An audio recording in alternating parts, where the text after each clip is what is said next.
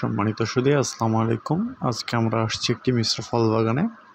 আপনারা দেখতে পাচ্ছেন বাদামি লেবু বা স্থানীয় ভাষায় অনেকে স্লোপ বলে থাকেন, এছাড়া জাম্বুরা বলে পরিচিত।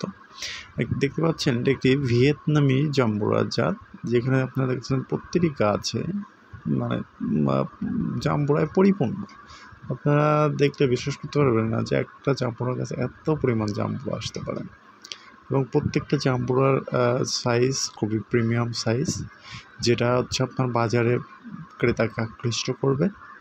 আমি মনে করি যে প্রত্যেকটা বাগানে বা বাসাবাড়িতে জাম্বুরা গাছ থাকা উচিত। এবং আপনারা দেখতে পাচ্ছেন যে এটা হচ্ছে মালটা। এই বাগানে আপনার মালটা, কমলা, চায়না কমলা, বিভিন্ন জাতের ফল গাছ রয়েছে। তারপর দেখেন প্রত্যেকটা, দেখেন কি সুন্দরভাবে থোকায় থোকায় আপনার মাল কমলা ধরে আছেন। হচ্ছে কমলা, ঠিক আছে। দেখেন থোকায় থোকায় প্রত্যেকটি ডাল, একটি গাছ আপনার বাদ নাই যে এই গাছ হচ্ছে কি ফলে পরিপূর্ণ। আপনি দেখে চোখের শান্তি। দেখেন এটা হচ্ছে চায়না কমলা।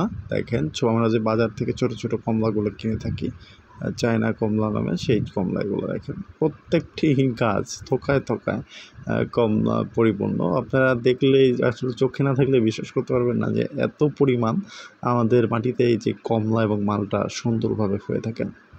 আসলে আমাদের দেশ, আসলে আমাদের মাটি সোনার থেকে অনেক বেশি দামি।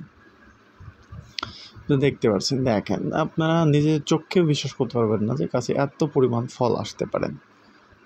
দেখেন কত সুন্দরভাবে প্রত্যেকটা গাছ ফলে পরিপূর্ণ। বুঝছেন, একটা হচ্ছে মালটা।